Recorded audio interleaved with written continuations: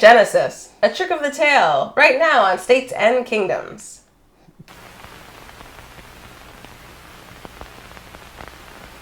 Genesis. It's been a while. Has it? Since we talked about Genesis, maybe. I don't know. Yeah. Whatever. It was before we had our 3-day-a-week sitch. This is an interesting album. Because, of course, it's the first album after Peter Gabriel left. Why don't you expound on that for a while? I do actually, I feel like those were my exact words. I said I thought it was interesting for 2 reasons. Number 1, because it is the first Phil vocally led record after Peter Gabriel left. Second, and we will expound later. Second... Oh, you just took my word. Expound? Mm-hmm. Oh. I can use it too. Was it yours? Use another one. Okay. Copyrighted. We'll elaborate later. Number 2, it is the follow-up to a very grandiose double album called The Lamb Lies Down on Broadway. So this is... It's interesting, and I hate to keep saying interesting. It's notable because when a band puts out an album, such as The Lamb Lies Down on Broadway, such as I, you always wonder, how do you follow something like that up? And you do A Trick of the Tail. Yeah, you kick your vocalist out. Get out of here. Thanks for writing the story. Bye. This is a really great album. It is. No, it really is. No, it is. This album gets talked about like it's the first album after a main songwriter left. Yeah. And now they're on the road to popdom. Peter Gabriel didn't write the songs. He didn't write most of the songs. He didn't even write all the lyrics. So, him leaving, although a blow, wouldn't destroy the band. Well, it wouldn't signal anyway. a definite sound shift. No, a sound. Yes, because the songs are the he wasn't thing. the driving force. Mike Rutherford and Tony Banks, for sure, were always the heart of Genesis as far as the songwriting is concerned. Always have been.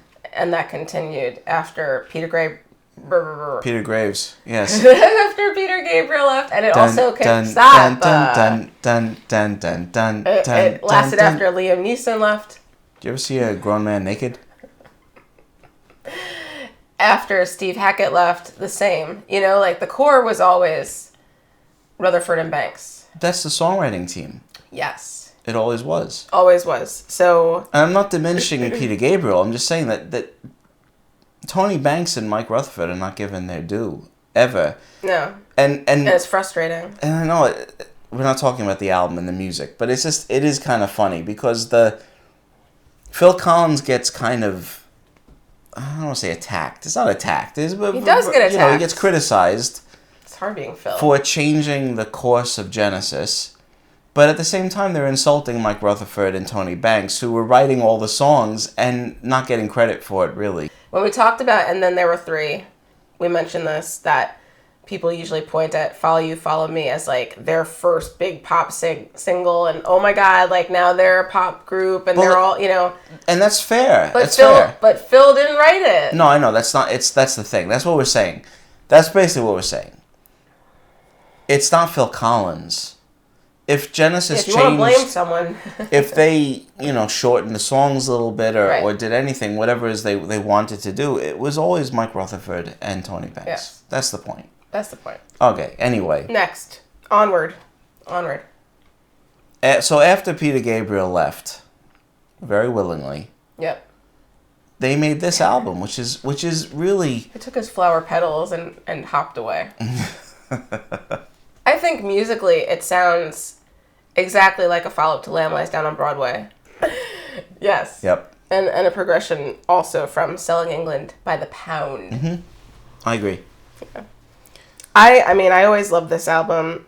I think it's got just awesome songs. 8 songs. None of them are 12 minutes long. But, some of them are, a little longer. They're not super, radio pop length. But, they're... No, they're not. Dance on a Volcano is a great opener, and they always have great openers. Yeah. Not that, I mean, everyone wants to, but they do. They really do. Yeah. They're powerful, and you get the themes that will come back throughout the rest of the album. You could make the argument that Steve Hackett leaving was more difficult for them to deal with than even Peter Gabriel, even though it's not as talked about. Well, because poor Mike Rutherford had to get that giant guitar, and then, I mean, you should see him to play both the bass and guitar at the same time. If you listen to Genesis, the guitar is an integral part of the sound, but it's not especially obvious. No, but that's the thing. You say it's integral, but it is so deeply integrated into the sound. The way he with plays the synth, it's like it is with so Tony Banks, and it's really unique. It is. So him leaving, and he also wrote songs. Yep. Him leaving left a fairly big gap. And that's actually, it's something to talk about. Well, it's an argument. I'm not saying that it was more difficult. I'm just saying you could make the argument. That's all. Because I was thinking about this song and how the guitar fits in, and it's really cool. It's really, really cool. It's a great song. Yeah. The dance on a volcano. Dance on a volcano. Entangled. Entangled at the end. I love the synth. And we grew up listening to a lot of electronic music. Yeah. For some reason. And don't know why. And it's really kind of such a, I don't know, nostalgic sound. I love the sound. Me too. 70s synth, I don't know, it's just a great analog synth. Yeah. It's a great, great sound. And I love the end of this. Tony Banks. He's awesome. It's the thing that Genesis does so well. They are incredible musicians, but they don't just show it off. They're not showy at all. There's everything solos. Everything serves the song. Everything.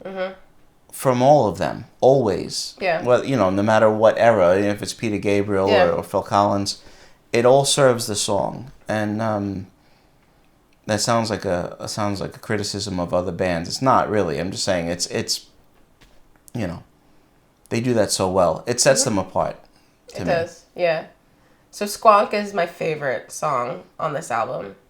I think it's just such an awesome rock and roll song. It's got such a great rhythm, and I love the melody. And I think Phil does a great job singing on it, and it was the first song that they recorded with him doing lead. Of course, he had already sung songs on Genesis albums, but this was like his first big no Peter around. Madman Moon. Yeah, it's got this swirly thing. It's just like a tornado of music. It's a great song. I mean, Tony Banks is a phenomenal songwriter. And I mean, it's really a song you could listen to over and over and over again and keep getting something new out of, I think.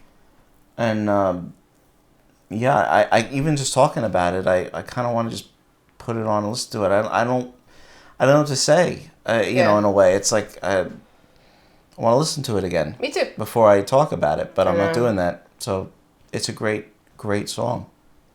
Go ahead. Robbery, Assault, and Battery. This is kind of Phil having a little fun, stretching out his actor legs. Well, that's sort of interesting. We were saying how Peter Gabriel is so theatrical, but Phil Collins was an actor. Right. So they kind of have a little bit of that no matter what. Mm-hmm. Yeah, and on really this, he's acting a little bit. He does his voices. He has It's a catchy song. It's good. It's a good song. Yeah. I mean, really you could make the case that it's the weakest song on the album, but it's not weak. Yeah. It's just how strong the rest of the songs are, at the end it really picks up. I really love the way it kind of closes out. And it's awesome.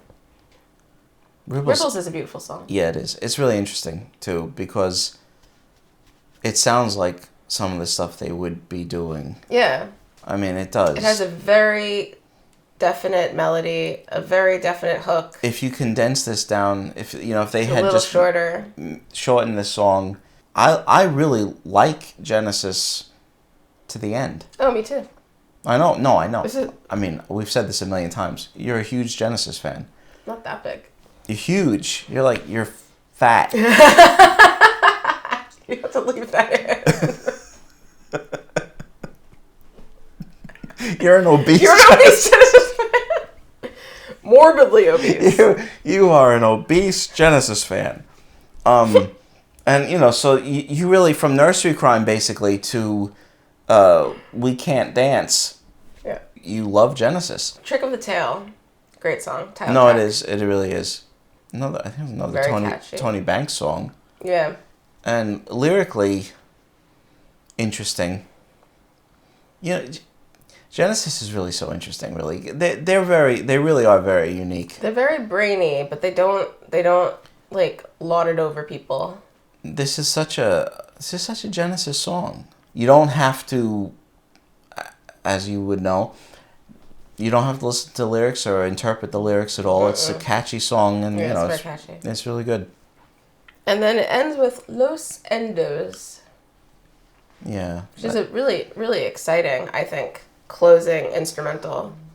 Instrumental, mostly. Yeah, which is kind of one of their trademarks. They close out on a nice instrumental that wraps up the album, like you know, reprise and touches on the themes from earlier. And it just this one I think is just awesome. It's just really powerful and driving, and it's got a nice really moves around and some really fast passages there. Mm-hmm. Phil's drumming is awesome. Well, that's another that's another thing. I know we can say this every time we do a Genesis record, but Phil Collins is an amazing drummer. Mm-hmm. He really is, of course, and perfect for the band, just perfect. Yep. It's just funny. I don't know. Yeah. So many great bands, and of this time in the 70s, and we didn't mention the fact that the production of this and how awesome it sounds. Oh yeah. But there's so many great bands.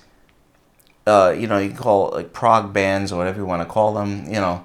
Genesis really stands out. It's a totally unique sound. It's completely unique. I think you could tell it's Genesis from Trespass at least to We Can't Dance. Right, I think and you could tell it's Genesis. We were talking about who sounds like them, like who followed in Genesis's footsteps and the Genesis's footsteps. And the only band that I've ever heard that sounds remotely like Genesis is the Flaming Lips. Mm-hmm. But it's almost too much because in some instances it sounds really, like they kind of just grabbed something and put in their own song. But and it sounds kind of like I said, like Neil Young singing Genesis songs. Yeah. A little bit, yeah. But it is interesting because for such a giant band, who did they influence? It's just something to think about. Yeah. But whoever they influenced, whomever. There you go. You owe yourself a quarter.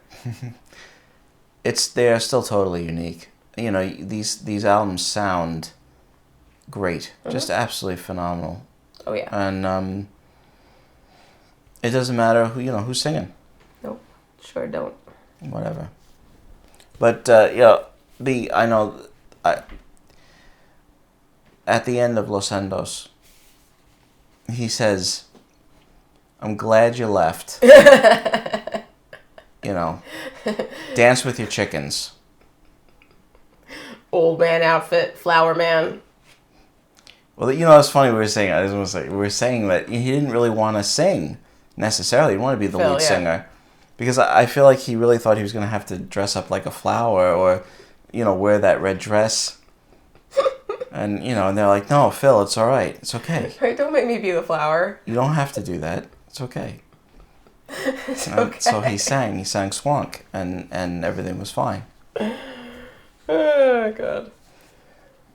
Well, I hope you enjoyed our discussion of A Trick of the Tail by Genesis. Please let us know what you think in the comments below. Make sure to like this video and please subscribe to our channel. And stay tuned for more videos coming up Monday, Wednesday, and Friday here at States and Kingdoms. Thanks for watching.